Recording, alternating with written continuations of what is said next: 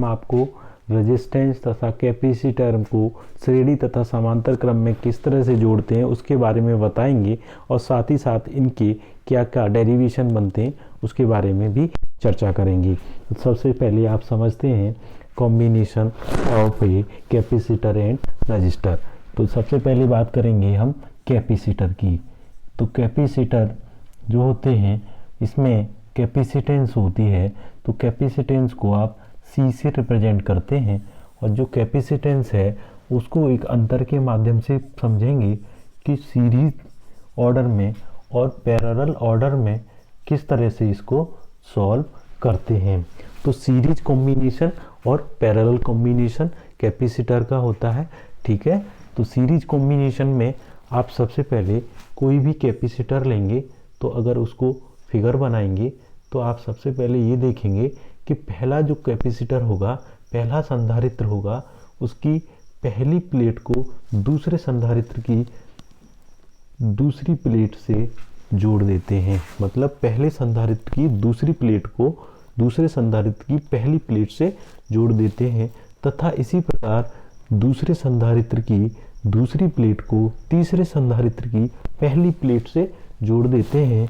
तो इस प्रकार का जो संयोजन होता है वो आपका सीरीज क्रम का संयोजन होता है, जिनकी कैपेसिटेंस यानी जिनकी धारिताएं C1, C2 और C3 के फॉर्म को मान सकते हैं। अब कुल वोल्टेज इसमें V की फॉर्म का माना जा सकता है, जिसका वोल्टेज V होता है। अगर इसकी वोल्टेज की बात करें तो इसका V1, इसका V2 और इसका V3। अब देखिए जो सीरीज कॉम्बिनेशन होता है उसमें चार्ज जो रहेगा हमारा, charge will be constant. Charge कैसा रहेगा? कांस्टेंट रहेगा, यानी चार्ज इसमें बदलेगा ही नहीं। अब जो वोल्टेज होंगे वो किस तरह से आपको दिख रहे होंगे, डिवाइड होंगे। कुल वोल्टेज हमारा कितना रहेगा वो आप समझ सकते हैं। V जो होगा V1, V2 और V3 के बराबर होगा। इसे इक्वेशन नंबर 1 मान सकते हैं। अब आप सब जानते हैं जो Q होता है वो किसके बराबर होता है? Q CV के। Q बराबर क्या होगा? CV। तो यहाँ से V का वैल्यू निकालेंगे तो B बराबर हो जाएगा Q/C, ठीक है।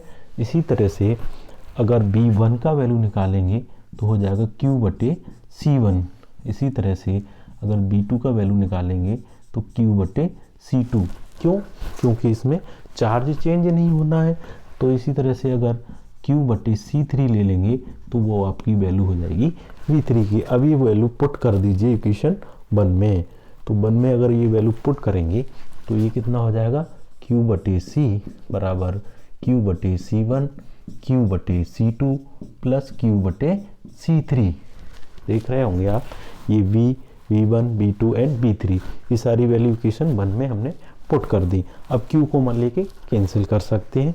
तो यहाँ से Q कॉमन लेंगे तो अंदर रह जाएगा 1/C1 plus 1/C2 plus 1/C3। इधर देखेंगे तो Q/C। देखिए अब यहाँ से क्या होगा, Q से Q कट जाएगा तो क्या रह जाएगा 1/C equals to 1/C1 1/C2 1/C3। ये संधारित्र जब सीरीज ऑर्डर में होते हैं तब उसकी ये धारिता रहती है। अब मान लीजिए अगर ये पैरेलल में है तब क्या करेंगे? तो पैरेलल में अगर संधारित्र जोड़ेंगे तो उसके लिए आपको क्या करना पड़ेगा कि उनकी जो करंट होगी यानी उसका जो चार्ज होगा वो डिस्ट्रीब्यूट करना पड़ेगा। जैसे ही डिस्ट्रीब्यूट करेंगे तो इसमें क्या होगा, वो वोल्टेज रहेगा यानी जो विभव रहेगा वो कांस्टेंट हो जाएगा। तो इसकी धारिता C1, इसकी C2 और इसकी C3। अब देखिए यहाँ से हमने चार्ज दिया तो ये चार्ज क्या होगा, डिस्ट्रीब्यूट होगा Q1, Q2 और Q3 में, क्योंकि वोल्टेज यहाँ पर कैसे हैं, सेम रहते हैं। तो यहाँ से Q बराबर क्या होगा, Q1 plus Q2 plus Q3। Clear? अब देखिए यह जो Q है वो आपका क्या हुआ, डिस्ट्रीब्यूट हुआ है। अब Q बराबर क्या होता है, CB, और यहाँ भी क्या होता है C1B, और यहाँ क्या होगा C2B, और यहाँ क्या होगा C3B, क्योंकि वोल्टेज इसमें कांस्टेंट है। तो अब ये CB कॉमन लेंगे तो अंदर रह जाएगा C1, C2 और C3 और ये हो जाएगा CV।